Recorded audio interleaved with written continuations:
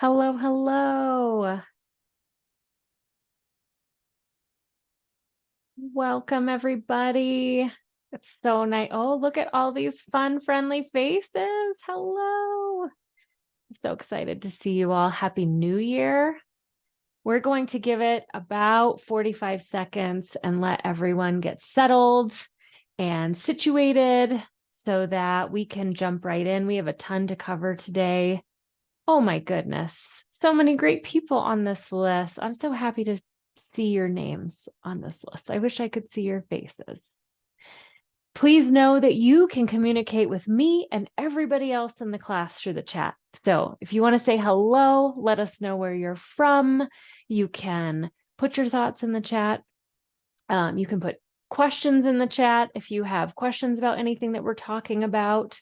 And so don't be shy. We want to hear from you. And we want to know what you're thinking as we go through today's webinar, a New Year exploration for adaptive leaders. So welcome to this episode of Learn at Work Live. I'm really excited to have you all here. I'm excited to share some things with you. I see some folks have raised their hands. It is tough to come off of mute here. So if you're having technical difficulties, luckily Sarah is on here with me. You can always reach out to her, say stuff, or you can throw things in the chat if you would like to do that. If the chat's not working for you, there's also a question and answer section where you can submit your questions. All right, I'm seeing some people saying the chat looks like it's disabled. Okay, we will try to fix that. Sarah will look into seeing how she can enable that chat. In the meantime, you can talk to me directly through the question and answer, and we'll see if we can't get the chat together. Okay. So welcome, everybody. Thank you for being here. I'm really excited to start the new year with you. I hope that you've had an amazing year. Oh, there we go. I see the chat is working. Hopefully everyone can see it now. There we go.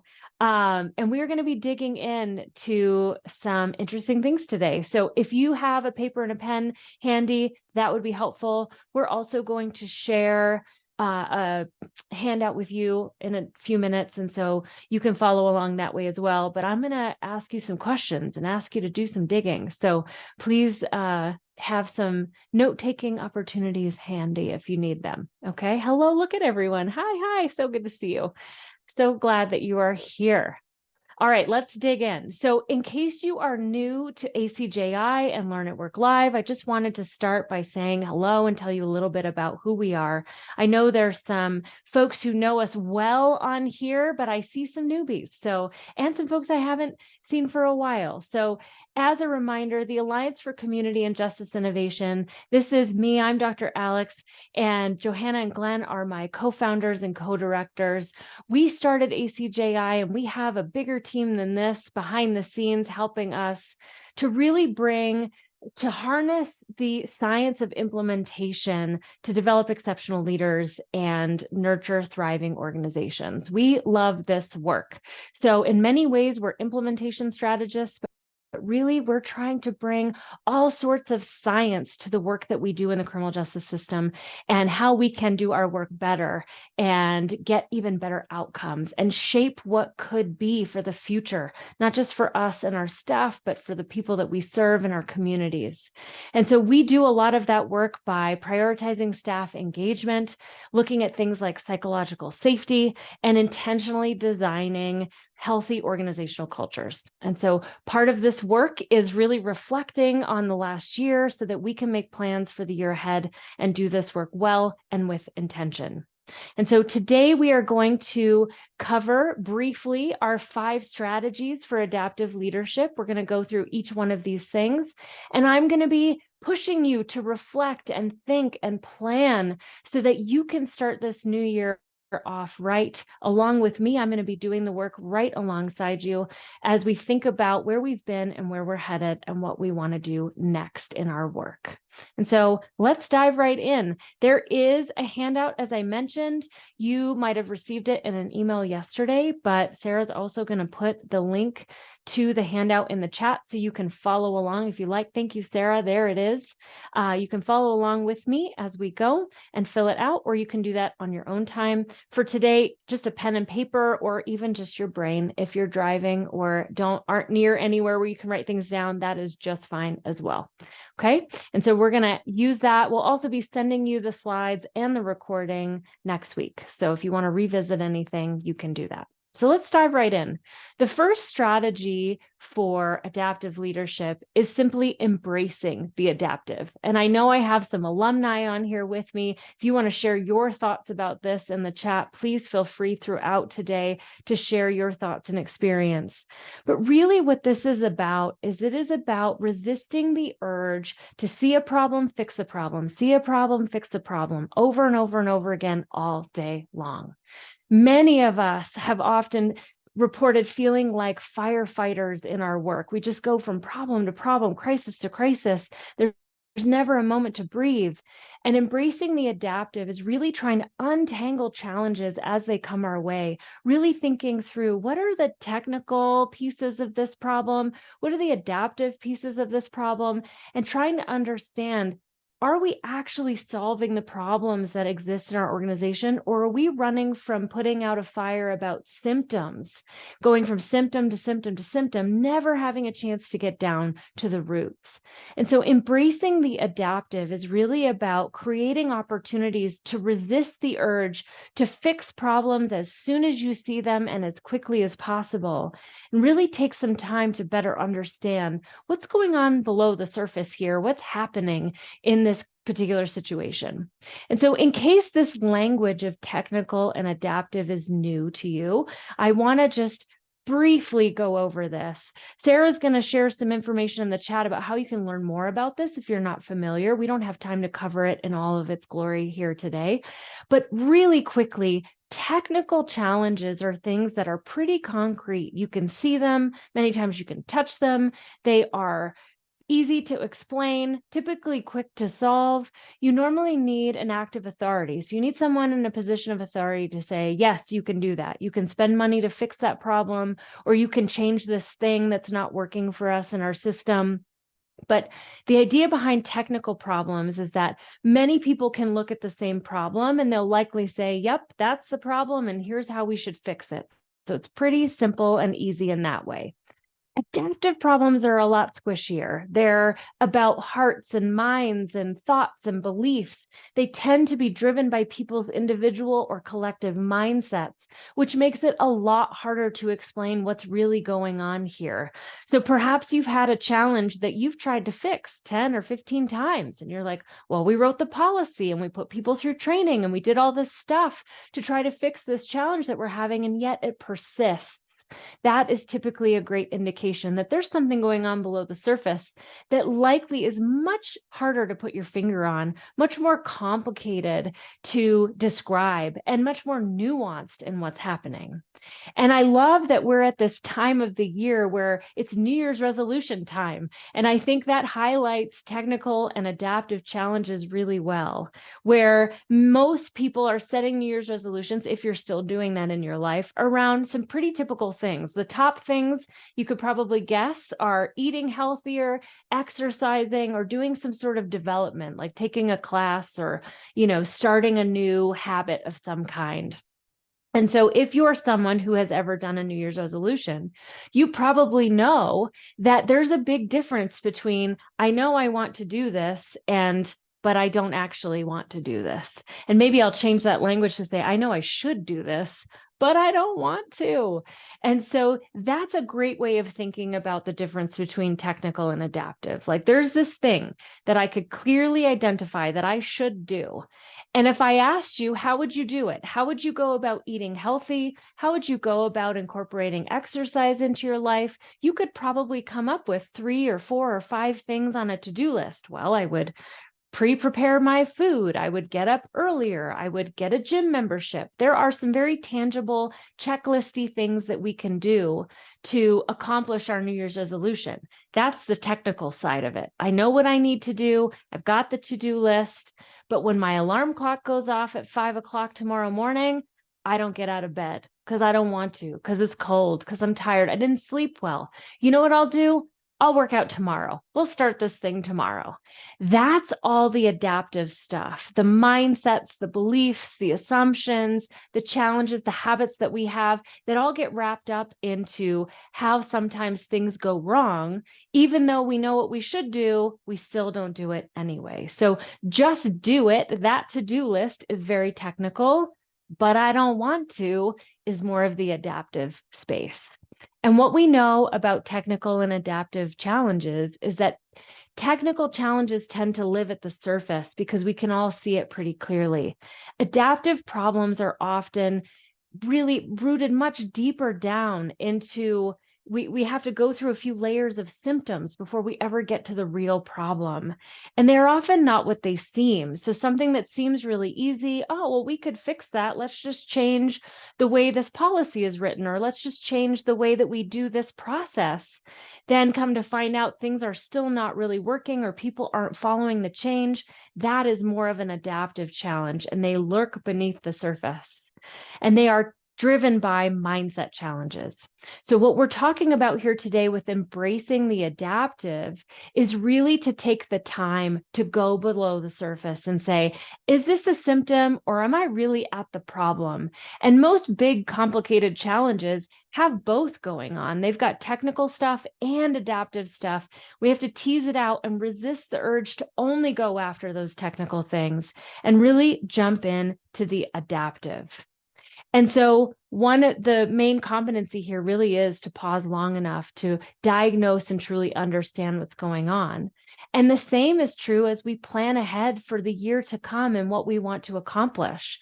I think Maya Angelou said it really well. You can't really know where you're going until you know where you've been. And so that is where we're going to start today as we look forward to 2025 and what we want to accomplish and how to embrace the adaptive. I want you to think about and reflect, where are you at? What have you accomplished? What have been the challenges so that you can do that work first before stepping into, okay, where do I want to go next? And so the first piece that we're going to do is reflecting on 2024 and the wins that we've had. And you might say, Alex, this feels weird. But what I want you to do, if you're close to a computer or your phone and you can, is pull up your calendar. Pull up your calendar and go all the way back to January 2024. Oftentimes, when we ask people to think about their wins, it's only the really big stuff that stands out in our minds. So I want you to just take a minute and see if you can look through your calendar from January of 2024.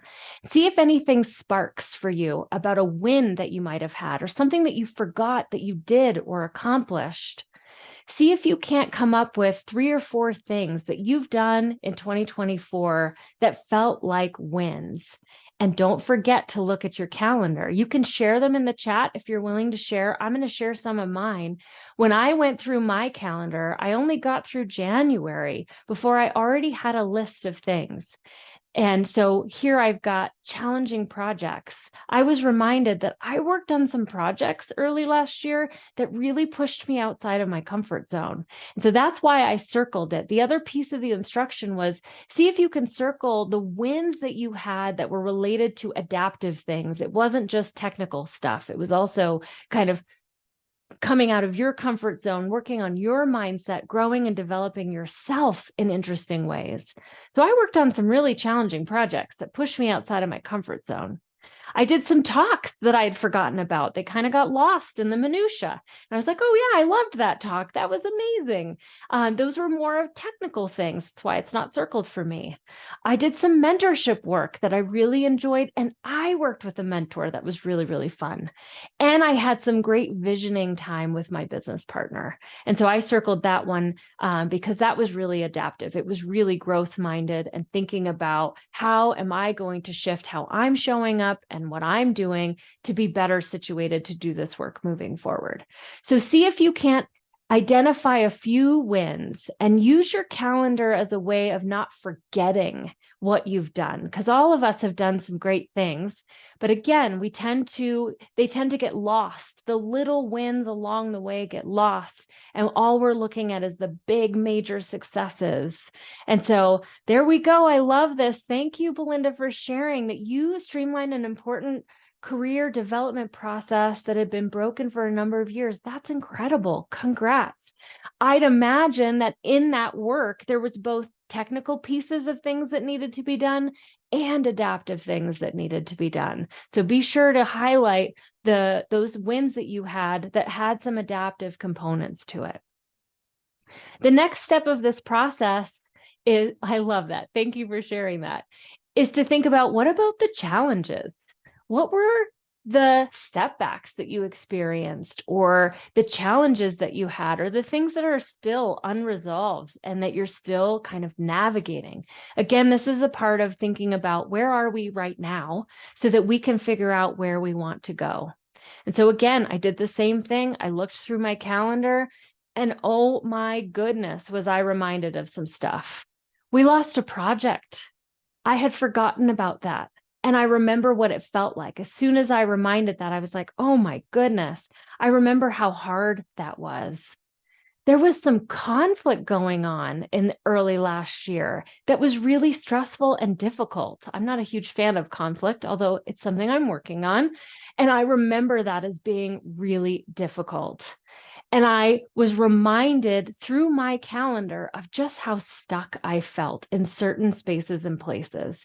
And you'll notice all three of these are circled, because all of them had to do with my mindset, my values, beliefs, assumptions, all the things that were coming up for me and how it was impacting how I show up.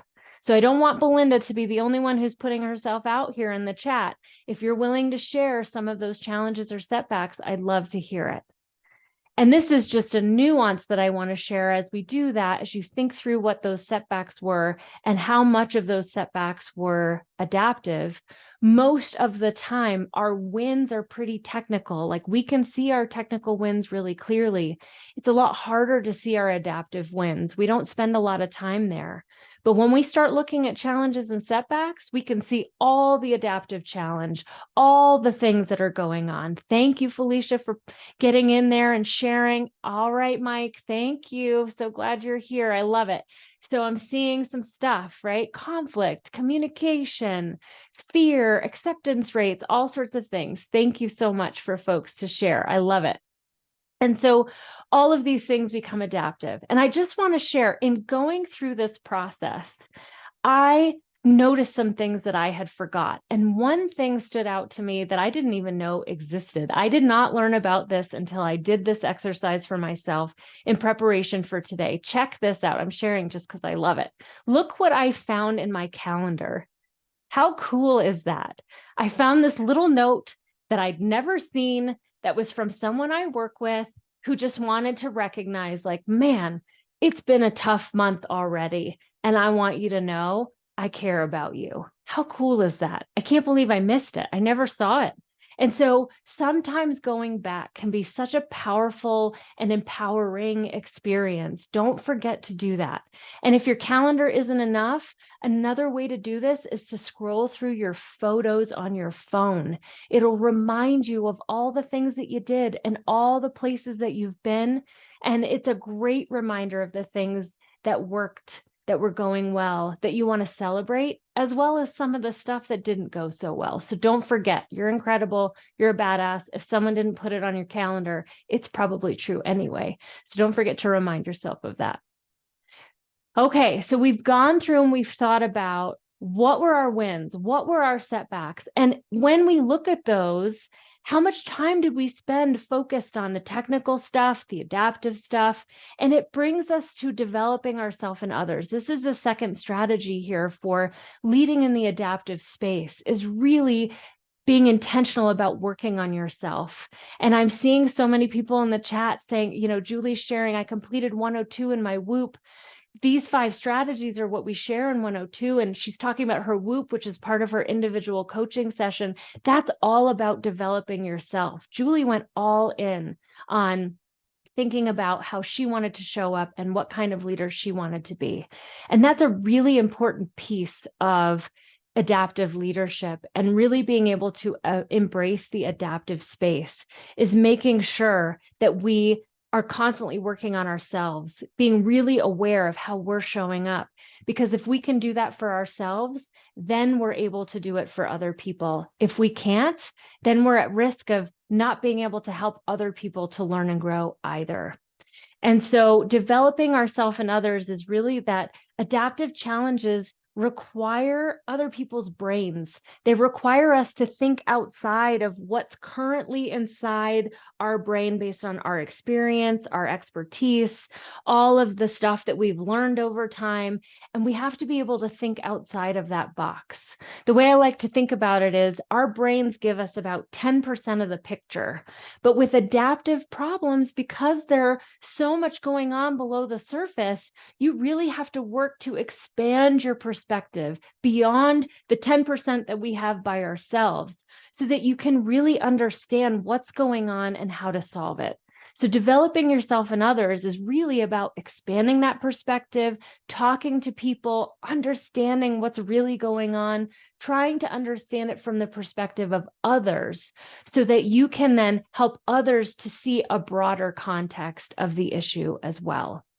And so when we think about this, what it takes to do this, a lot of times the things that get in our way is actually what's happening in our own brains, that we have a really strong narrative going on in our own brains that we're talking to each other and ourselves all day long. And so we have to untangle some of that because it gets in the way.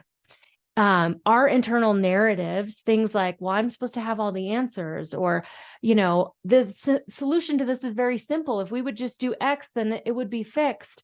All of those stories that are going on in our head can get in the way of really trying to embrace that adaptive space.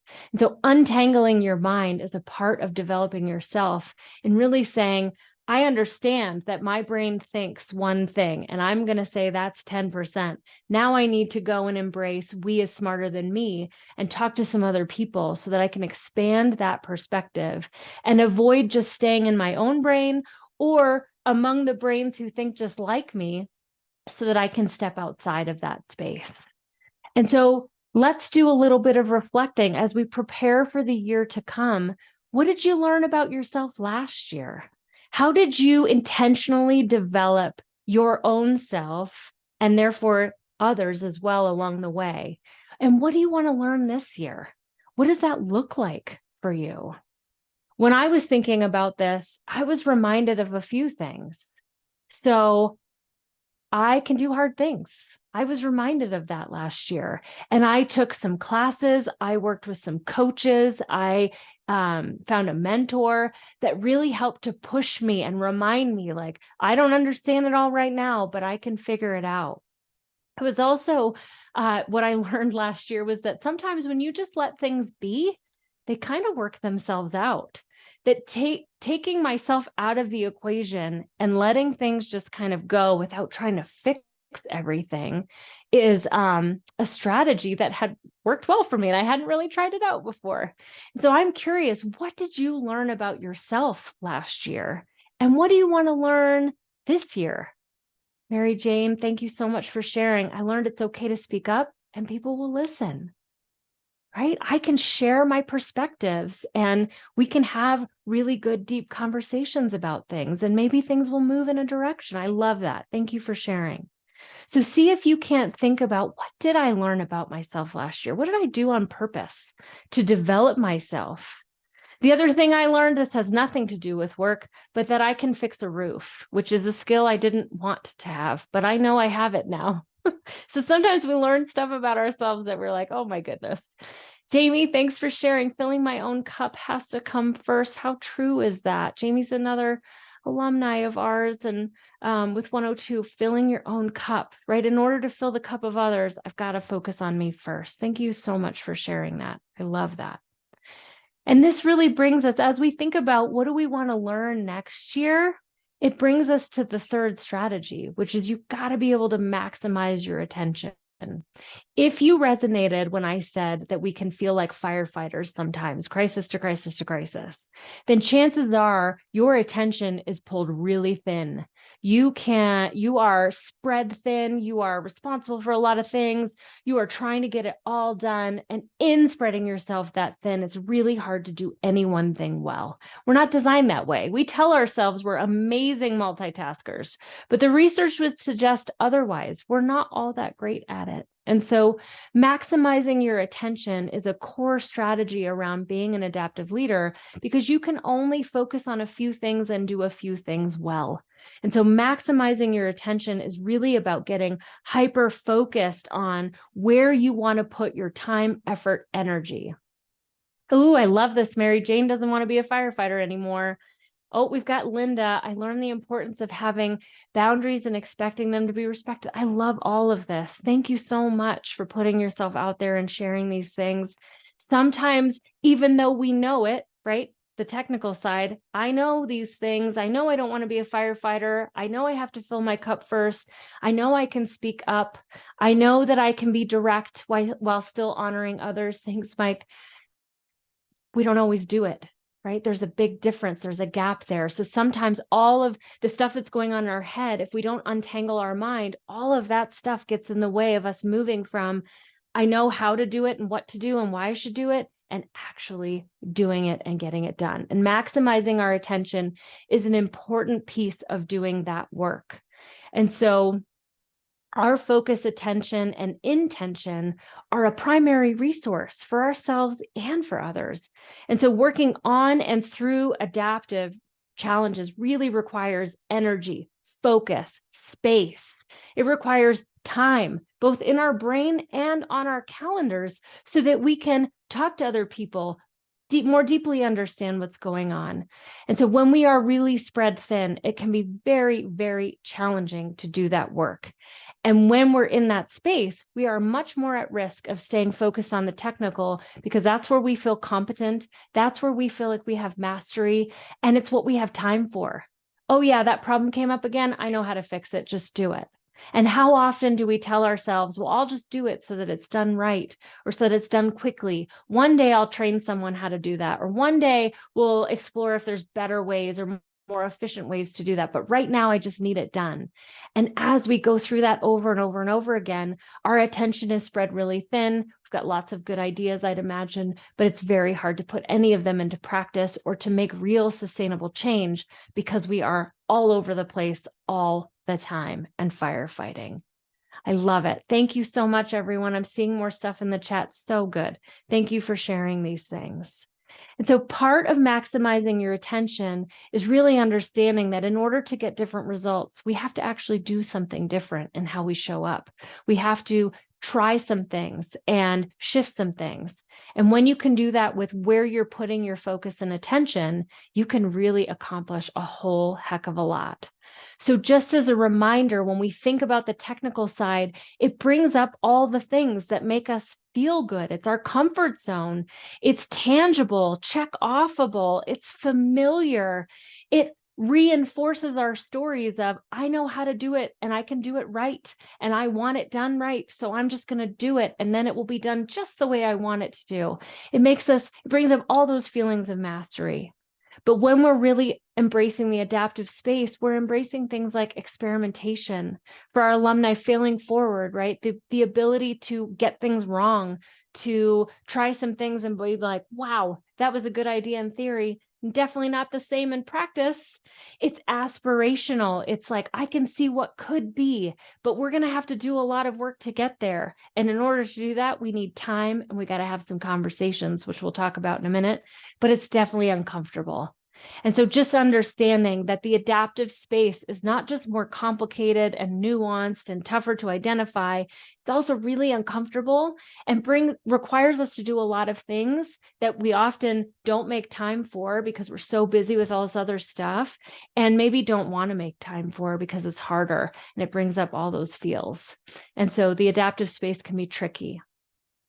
So take a moment and see if you can reflect on, where do you need more space? What is the thing that you would like to do in the next year that you would really like to put some attention, some focus, some purpose behind? And how are you going to make time for that? Okay, so see if you can't pick one thing that you would really like to either accomplish or work on or develop or think through in the coming year. And then let's see if we can think through the start, stop, continue method. So this is very simply, what do I have to start doing in order to be able to work on this thing that I want to work on? What does it look like to put focus and attention? Or what do I need to start doing to create space for this type of work? The stop one is always tough. What do I need to stop doing to create space for this, or to allow this thing to happen the way that it should, or to be able to work on this with intention? And then the one we usually skip is continue. What am I doing right now that's working for me, that's I should do more of, or I should keep doing, because it's going to allow me to put time, energy, focus, attention on this thing that I want to accomplish. Okay. So step one is, what do you want to accomplish this year? What's most important to you? If you only had time to do one thing and one thing well, right? If you want to look back and say, at least I got that one thing done, what would that one thing be? And then being real with yourself. What do I need to start, stop, and continue to be able to do that? So let me tell you about mine. Mine is about building rest and recovery into my day-to-day. And that has been hard for me. I'm all in all the time, and that's how I like to function. I like to be really, really busy. It doesn't allow me to have too much time to think through things. So I'm just like busy. But that leads to some challenges. Sometimes I overcommit. Sometimes it's more and I feel stressed or overwhelmed. Sometimes I don't deliver the way that I want to. And so I would really like to build rest and recovery, not just in my work, but also in my personal life, because I think it would make me better at all the things. I think it would help me to have a bored brain and to think through things and to create some space. So that's my goal for 2025, rest and recovery. Let me tell you what my start, stop, continue looks like. I'm going to start with continue because Diana, the gal who wrote me that really lovely note, helped me to see that I need to be intentional and block off sections of my calendar so that I can catch up on things. So in the next coming month, I have several blocks of time that are already chunked out where that's my time to catch up on all the things I haven't had a chance to do. And that helps me to not work on the weekend. It helps me to be able to kind of check out sometimes because I'm more caught up than I usually am because I have these blocks. So that is something that I definitely need to continue in 2025. Even though sometimes those blocks get filled and I take them off or I add things to it, I still have that time that's set aside that sometimes it's kind of a bonus. I didn't even know. I'm like, oh, look, I thought I was busy today, but I actually have 2 hours to catch up on my to-do list. It's quite lovely. And so that's one thing for me. Something that I need to start doing, I think, is building some thoughtful practice into the beginning and end of my day. I tend to do better when I start the day saying, what are the 3 things I have to get done today? And writing those down. And then at the end of the day saying, what do I need to make sure that I start with tomorrow? So I kind of bookend my day. And I've done this before and it works. And then I stop doing it because I get chaotic. And so for me, I need to start bookending my days with like, what's most important for me to get done and how am I going to focus on that? And I want to end the day with the same so that it's not clogging up my brain when I sign off for the evening. When I am all done, I want to be all done so that I really can create some of that rest.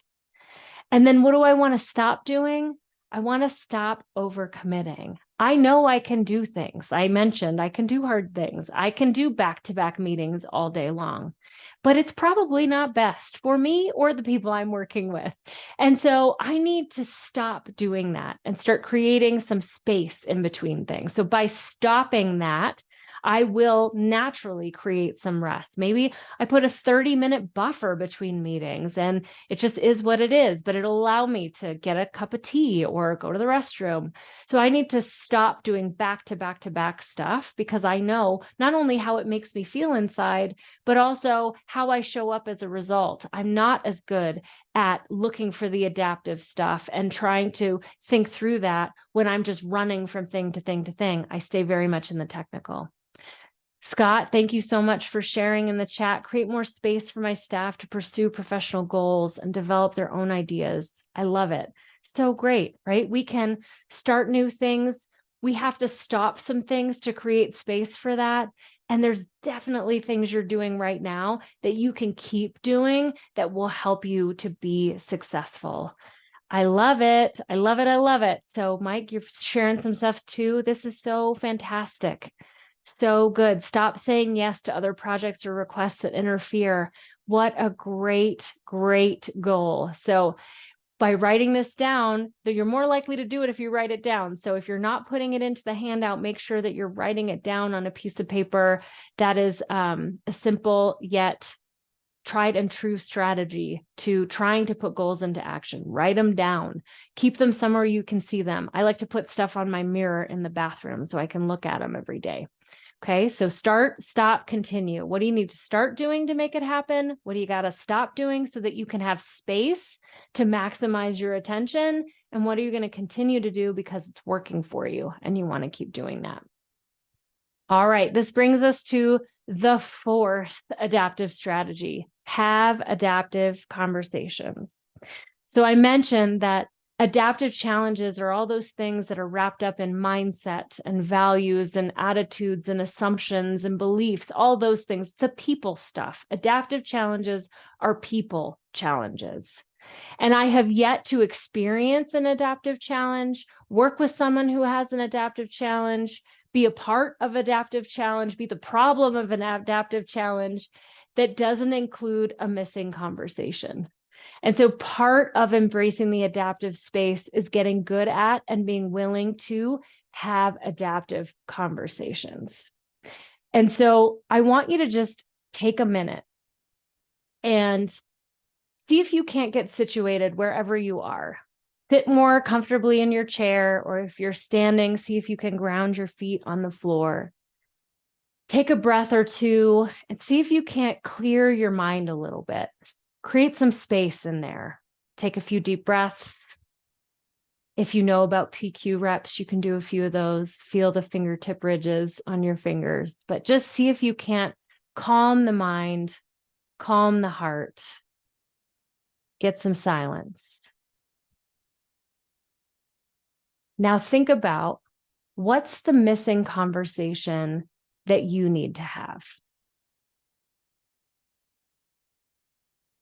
Did you think of it? What happened in your body when I asked you that question? Did you feel anything shift? I'd love to hear about it in the chat if you did.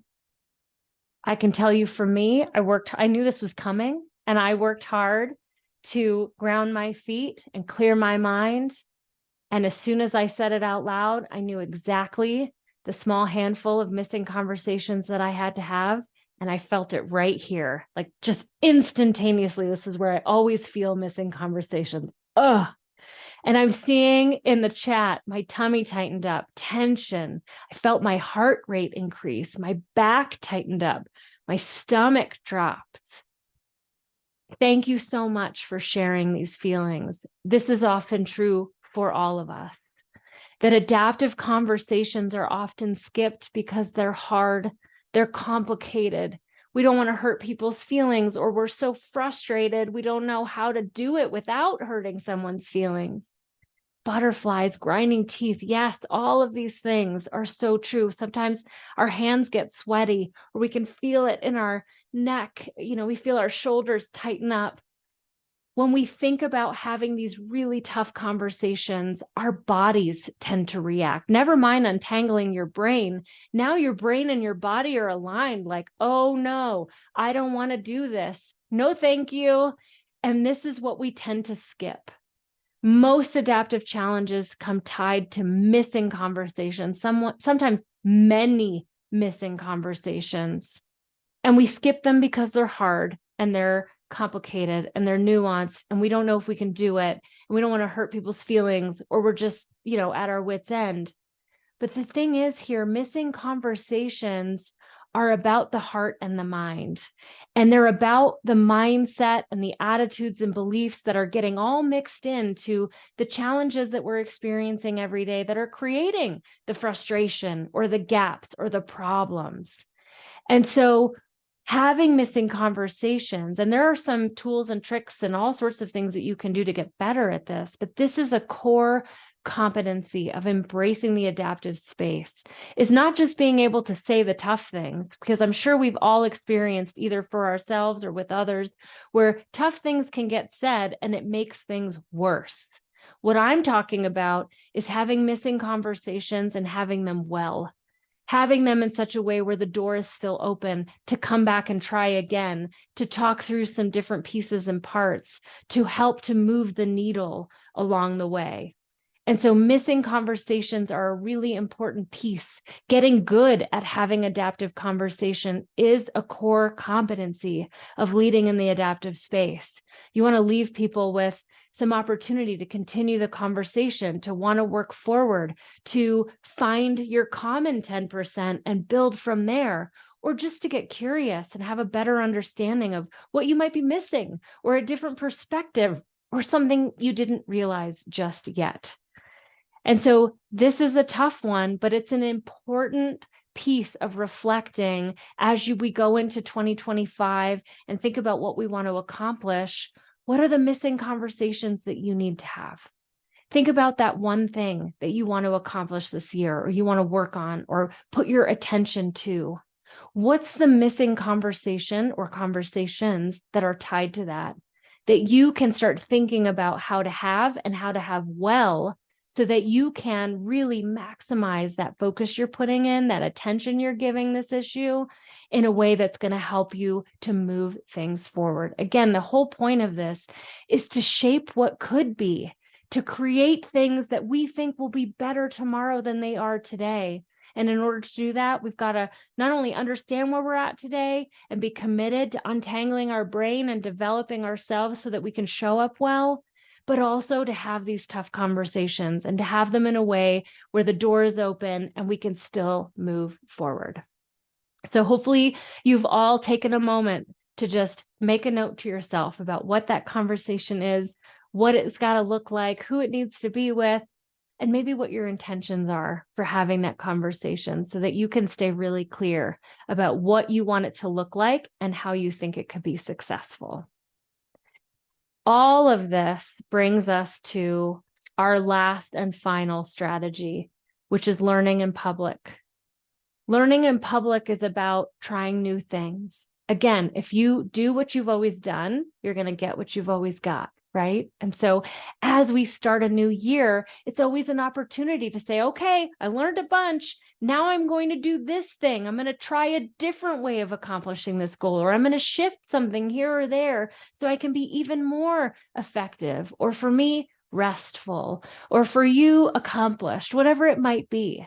So learning in public is really putting all of what we've talked about thus far into action, but not doing it behind closed doors, doing it openly and publicly. And I know that makes us feel all sorts of feels, but doing it in a way where we can learn and model for other people what it means to be in the adaptive space, to learn in a way that we can share that learning with others, so that it's not just us benefiting, but we're trying to benefit as many people as possible.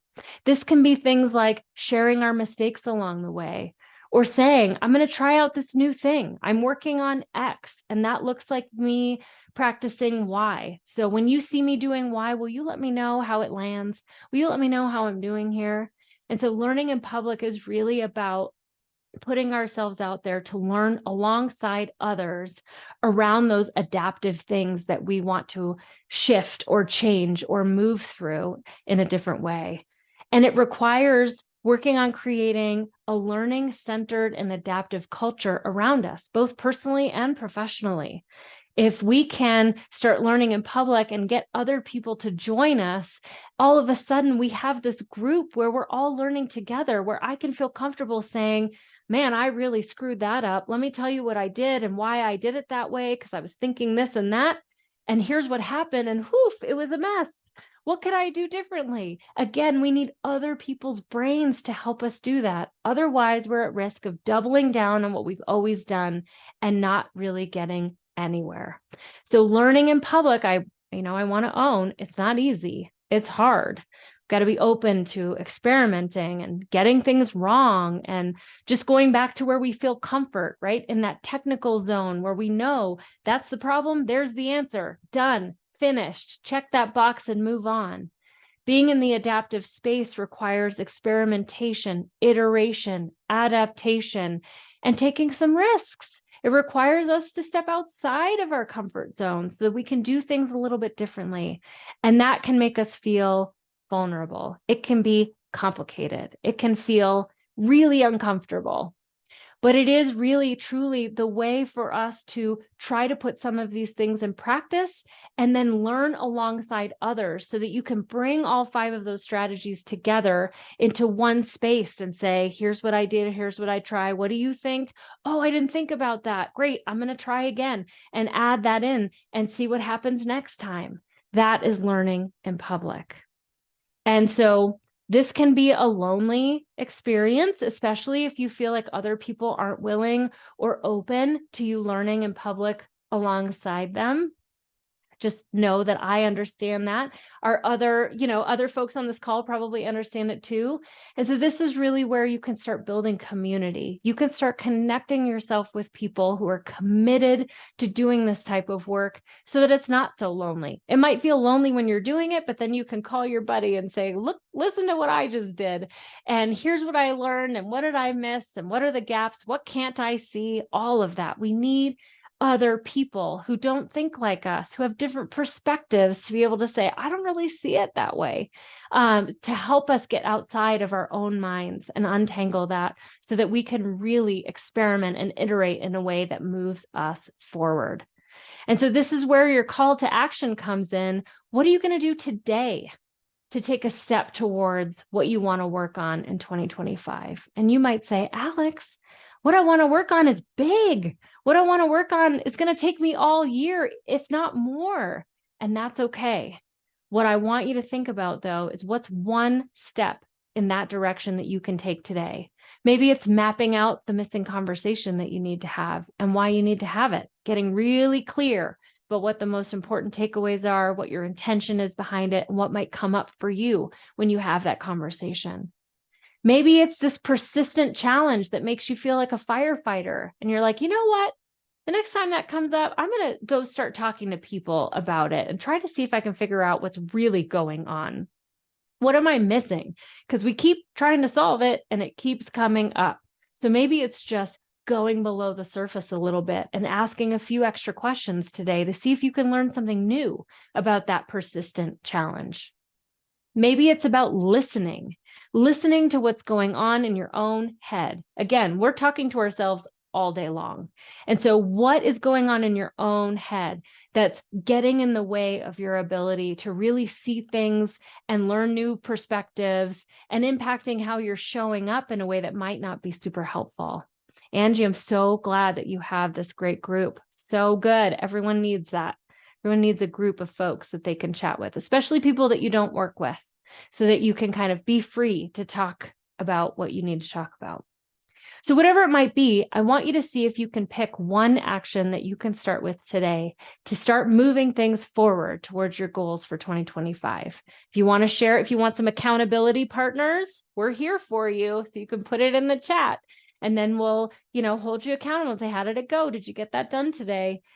So feel free to share what you're going to do today to take a step towards shaping what could be instead of maybe staying stuck in what currently is. I love it. Mike, going to hold you accountable.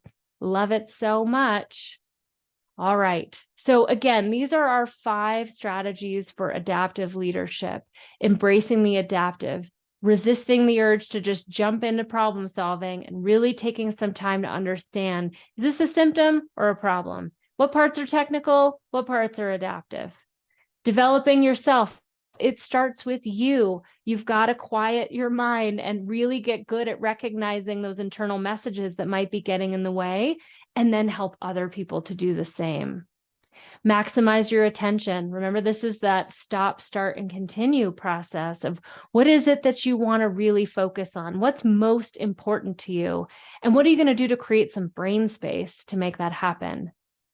Having those adaptive conversations, right? What are the missing conversations that you need to have to be able to move forward with some things, to create some space for some things?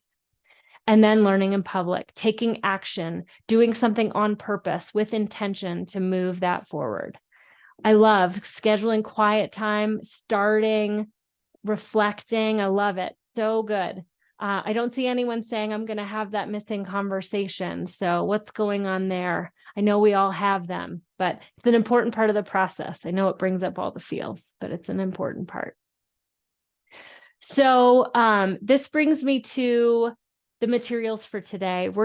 You got the email yesterday, the link was in the chat, but we're gonna send you all this stuff next week. So don't worry, you'll get the recording and the handout and the slides and all the things. If you have questions, of course, I always wanna hear from you. So please don't hesitate. If you've got questions, you can put them in the chat, or you can reach out to me at any time and we can chat about this stuff. I love talking about this stuff. If you are an alumni, meaning you've gone through the Implementation Leadership Academy with ACJI, you've learned all about leading change and you understand the 10 principles. If you loved this stuff and you want to dig deeper into how you're showing up as a leader, how you address challenges, and you want to get better at kind of embracing these adaptive strategies, you can always join us for 102. 102 is an 8-week class. It's kind of the same as the academy, but you work with a coach and do some individual coaching. The cohorts are much smaller and you work on an issue that's specific to you.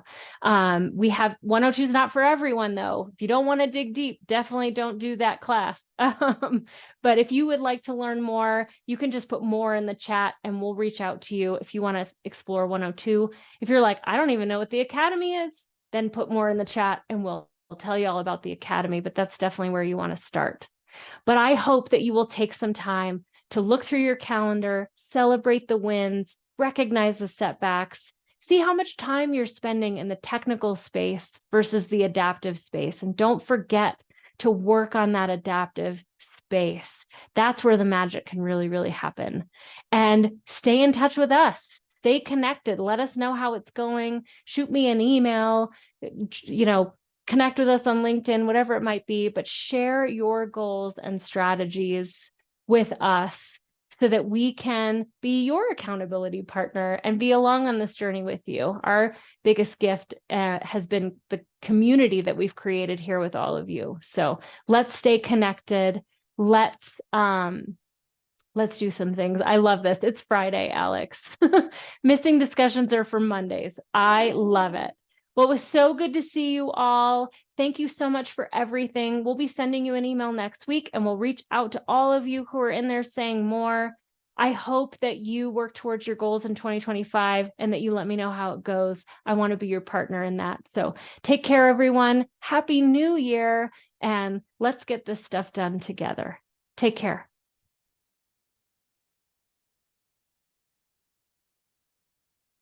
Oh, thanks, everyone. Great to see you.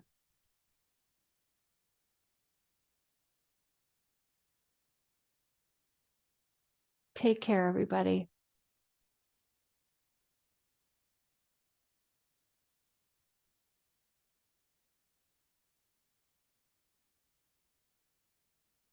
See you in 102. Yes. Love it, Dana.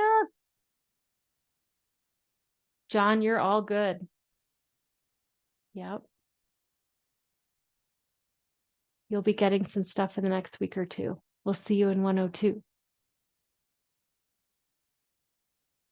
Take care. So good to see you. Bye, everyone. Happy New Year. Keep me posted.